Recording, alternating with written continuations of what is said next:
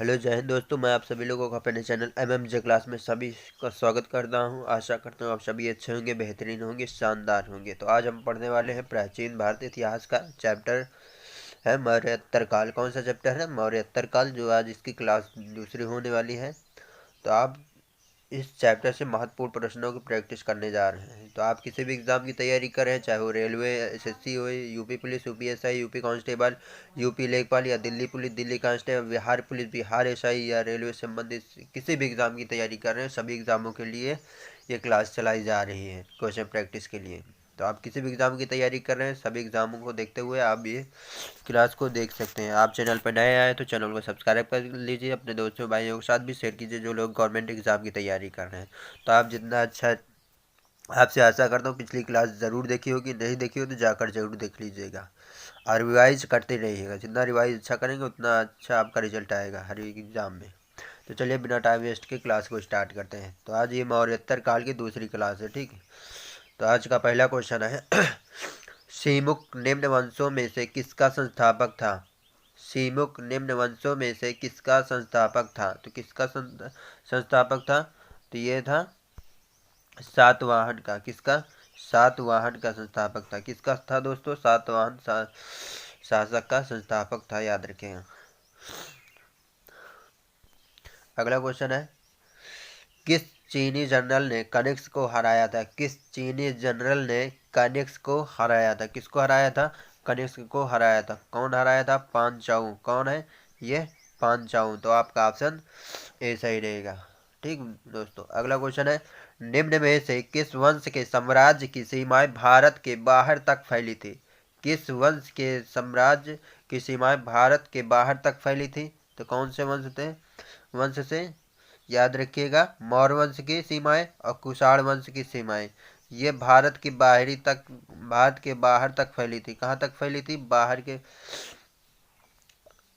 भारत के बाहर तक ये इन वंशों की सीमाएं फैली थी। तो आपका ऑप्शन डी सही रहेगा, बी एंड सी। ठीक, अगला क्वेश्चन है बाल विवाह की प्रथम आरंभ हुई, बाल विवाह की प्रथम आरंभ कहाँ हुई? ये पूछ रखा है दोस्तों, कुशाल काल में। किस काल में? कुशाल काल में। तो आपका ऑप्शन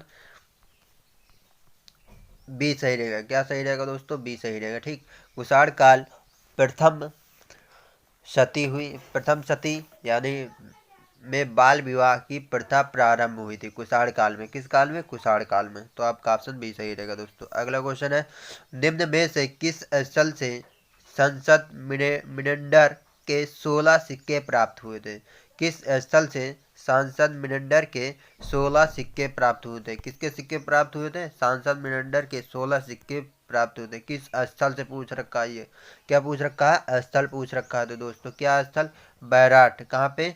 बैराट में। तो आपका ऑप्शन ए सही रहेगा। अगला क्वेश्चन है दोस्तों कला की गंधार शैली निम्न समय में फली फूली, कला की जो गंधार शैली थी किस समय में फली फूली थी? ये पूछ रखा है। तो कुषाण के समय। किसके समय? कुषाणों के समय गंधार शैली फला फूली थी, फली फूली थी। तो आपका ऑप्शन ए सही रहेगा। अगला क्वेश्चन है शक क्षत्रप काल में सोने चांदी के सिक्कों का अनुपात क्या था?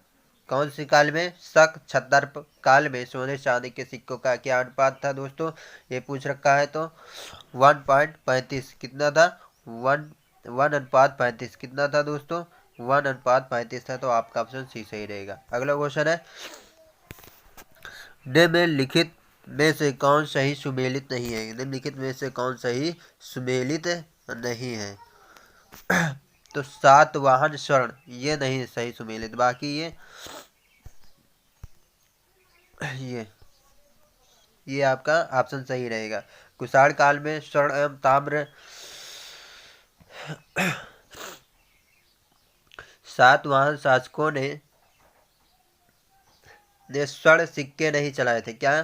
सातवाहन शासकों ने स्वर्ण सिक्के नहीं चलाए तो किस, जबकि इन शासकों ने चांदी, तांबा तथा शीशे के सिक्के जारी किए थे। लिख लीजिएगा, सातवाहन के शासकों ने कौन से सिक्के जारी थे कि किस धातु के? तो लिख लीजिएगा चांदी, चांदी हो गया आपका, तांबा हो गया, तांबा ठीक। और तीसरा शीशे, शीशे, ये 3 धातुओं के सिक्के इन शासकों ने चलाए थे। सातवाहन शासकों के क्या चलाए थे? चांदी, तांबा तथा शीशे के सिक्के चलाए थे। जबकि कुषाण वंश के शासकों ने स्वर्ण एवं ताम्र के चलाए थे। गुप्त वंश के स्वर्ण एवं रजत के चलाए थे। और कलचरु शासक के लोग स्वर्ण, रजत एवं ताम्र दोनों के चलाए थे, याद रखिएगा। अगला क्वेश्चन है, अफगानिस्तान का बामियान प्रसिद्ध था। अफगानिस्तान का बामियान प्रसिद्ध था, तो किसके लिए प्रसिद्ध था दोस्तों? बुद्ध प्रतिमा के लिए। किसके लिए? बुद्ध प्रतिमा के लिए प्रसिद्ध था। तो आपका ऑप्शन डी सही रहेगा। अफगानिस्तान का बामियान पहाड़ियों को काट कर, कौन सी पहाड़ियों को? बामियान पहाड़ियों को काट कर बनाई गई बुद्ध प्रतिमा के लिए प्रसिद्ध था। बनाई गई बुद्ध प्रतिमा के लिए प्रसिद्ध था, याद रखिएगा। अगला क्वेश्चन है, जो कला शैली भारतीय और यूनानी आकृति का सम्मिश्रण है उसे कहते हैं, उसे कहते हैं, जो कला शैली भारतीय और यूनानी आकृति का सम्मिश्रण है उसे क्या कहते हैं दोस्तों? तो गंधार। क्या कहते हैं? गंधार। तो आपका ऑप्शन सी सही रहेगा दोस्तों। क्या सही रहेगा? सी सही रहेगा। ठीक। अगला क्वेश्चन है, गंधार कला शैली एक संश्लेषण है। गंधार कला शैली एक संश्लेषण है, तो क्या है? भारतीय तथा यूनानी कला का। क्या है? किसका संश्लेषण है? किस शैली का? भारतीय तथा यूनानी कला का। ठीक। तो आपका ऑप्शन डी सही रहेगा। अगला क्वेश्चन है दोस्तों, निम्नलिखित में से किस मूर्ति कला में सदैव हरित स्तरित चट्टान का प्रयोग माध्यम के रूप में होता था? किसके रूप में होता? किस मूर्ति कला में सदैव हरित स्तरित चट्टान का प्रयोग माध्यम के रूप में होता था दोस्तों? क्या होता था? गंधार कला, गंधार मूर्ति कला में। किसमें? गंधार मूर्ति कला में। तो आपका ऑप्शन डी सही रहेगा। अगला क्वेश्चन है दोस्तों, प्राचीन काल के भारत पर आक्रमण के संबंध में निम्नलिखित में से कौन सा एक सही कालानुक्रम है? कौन सा एक सही समय अनुसार सही है? तो ये यूनानी शक कुषाण। कौन सा? यूनानी शक कुषाण। कौन सा है दोस्तों? यूनानी शक कुषाण है। ठीक। तो आपका ऑप्शन ए सही रहेगा। अगला क्वेश्चन है, पहले ईरानी शासक जिसने भारत के कुछ भागों को अपने अधीन किया था। पहले ईरानी शासक जिसने भारत के कुछ भागों को अपने अधीन किया था, तो क्या अधीन किया था दोस्तों? डेरियस प्रथम ने। किसने? डेरियस प्रथम ने किया था। किसने किया था? डेरियस प्रथम ने पहले ईरानी शासक जिसने भारत के कुछ भाग को अपने अधीन किया था। तो आपका ऑप्शन सी सही रहेगा। अगला क्वेश्चन है, निम्न राजवंशों में सबसे पुराना राजवंश कौन सा? निम्न राजवंशों में सबसे पुराना राजवंश कौन सा तो है? तो सातवाहन राजवंश। कौन सा?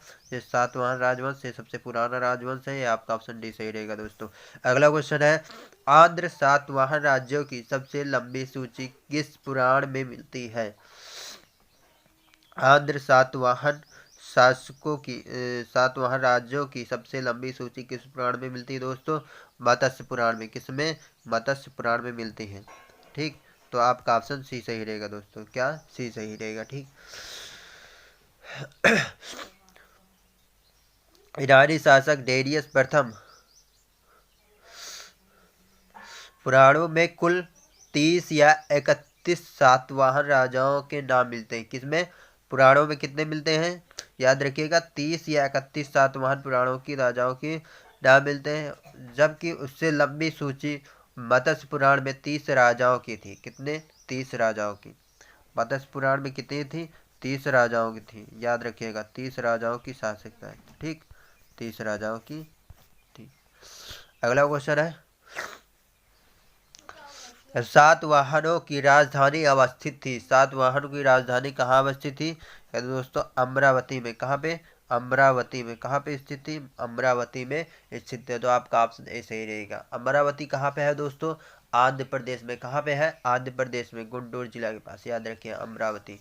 याद रखिएगा, सातवाहनों की वास्तविक राजधानी प्रतिष्ठान या पैठन थे। क्या थी? प्रतिष्ठान या पैठन थी, अवस्थित थी।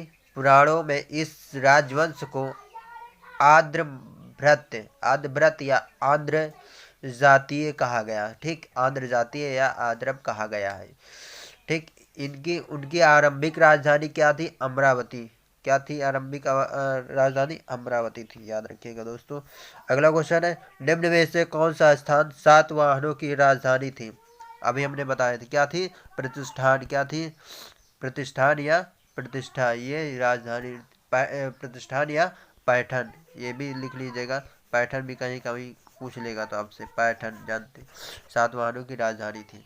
अगला क्वेश्चन है, निम्नलिखित शासकों में से किसके लिए एक ब्राह्मण प्रयुक्त हुआ है? किसके लिए एक ब्राह्मण प्रयुक्त हुआ था? तो गोमती पुत्र सातकर्णी को। किसको? गोमती पुत्र सातकर्णी को। तो आपका ऑप्शन सी सही रहेगा। अगला क्वेश्चन है, निम्नलिखित में से किस स्तूप में 8 स्तंभ वाले मंच की विशेषताएं मिलती हैं? मंच की विशेषताएं मिलती है तो कब मिलती हैं दोस्तों? ये अमरावती में। तो आपका ऑप्शन डी सही रहेगा। क्या सही रहेगा?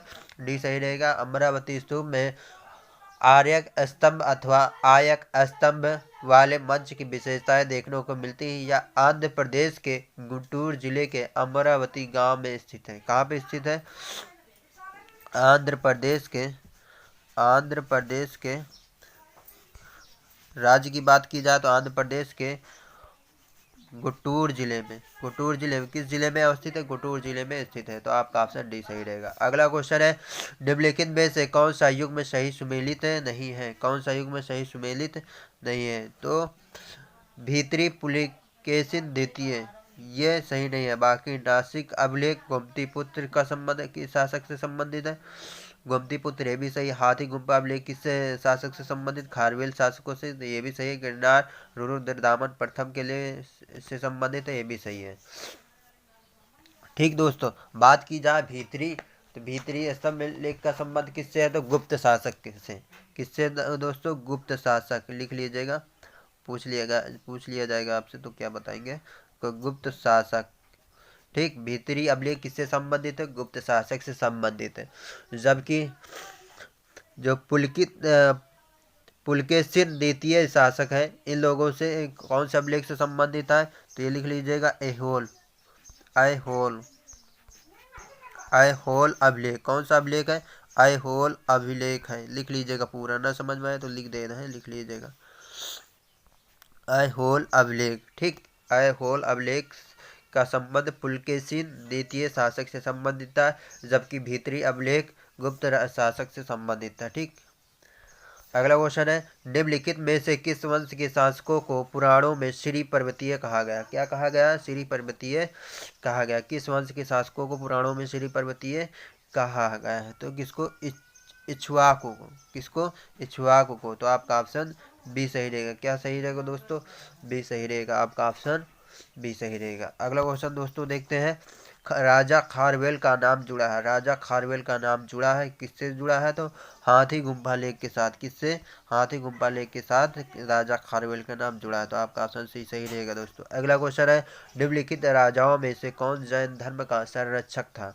कौन जैन धर्म का संरक्षक था? निम्न राजाओं में से तो कौन से? खारवेल राजाओं का संबंध जैन धर्म के संरक्षक से था। आपका ऑप्शन डी सही रहेगा। अगला दोस्तों क्वेश्चन है, कलिंग नरेश खारवेल निम्न में से किस वंश से संबंधित थे? कलिंग नरेश खारवेल निम्न में से किस वंश से संबंधित थे? तो ये दोस्तों संबंधित थे इनका चेद से। किससे? चेद से। तो आपका ऑप्शन ए सही रहेगा। अगला क्वेश्चन है, निम्नलिखित राज्यों में से किसका जैन धर्म के प्रति भारी झुकाव था? निम्न राजाओं में से किसका जैन धर्म के प्रति भारी झुकाव था? खारवेल का। किसका? खारवेल का। तो आपका ऑप्शन सी सही रहेगा दोस्तों। क्या सही रहेगा? सी, आपका ऑप्शन सही है, खारवेल। अगला क्वेश्चन है, हाथी गुम्फा का अभिलेख किस शासक के विषय में जानकारी का स्रोत है? हाथी गुम्फा का अभिलेख किस शासक के विषय में जानकारी का स्रोत? तो खारवेल। किससे संबंधित है? खारवेल। तो आपका ऑप्शन ए सही रहेगा। अगला क्वेश्चन है दोस्तों, पूर्वी रोमन शासन जस्टियन का सर्वाधिक महत्वपूर्ण योगदान किस क्षेत्र में था? पूर्वी रोमन शासन जस्टियन का सर्वाधिक महत्वपूर्ण योगदान किस क्षेत्र में था? याद रखिए, विधि न्याय के रूप में। तो आपका ऑप्शन ए सही रहेगा दोस्तों। क्या सही रहेगा? ए, न्याय के लिए, अब न्याय और विधि के लिए इनका महत्वपूर्ण योगदान था इस क्षेत्र में। अगला क्वेश्चन है, पूर्वी रोमन शासक जस्टियन का सर्वाधिक महत्वपूर्ण योगदान किस क्षेत्र में था? पूर्वी रोमन, सॉरी दोस्तों वही रिपीट हो गया है। ठीक, तो ये किससे था? तो विधि से था। किससे था? विद्युत से। तो आपका ऑप्शन ए सही रहेगा। अगला क्वेश्चन है, पेरिप्लस ऑफ द इरीथियन की सी किसने लिखी है? क्या पुस्तक का क्या नाम या ग्रंथ का क्या नाम है? पेरिप्लस ऑफ द इरीथियन सी किसने लिखी थी? ठीक, तो किसने लिखी थी? तो ये लिखे थे